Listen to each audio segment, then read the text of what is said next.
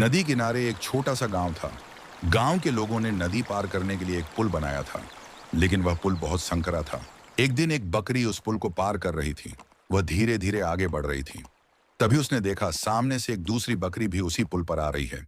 कुछ ही पलों में दोनों बकरियां पुल के बीचों बीच पहुंच गईं। पहली बकरी घमंड से, तुम मुझे रास्ता दो क्योंकि मैं तुमसे बड़ी हूं। दूसरी बकरी हंसते हुए, बड़ी होगी लेकिन मैं दोनों बकरियां ज्यादा बहस करने लगी और धीरे धीरे यह बहस लड़ाई में बदल गई। दोनों बकरियां एक दूसरे पर सींगों से वार करने लगी। लड़ते लड़ते उनका संतुलन बिगड़ गया और वे दोनों नदी में गिर गईं।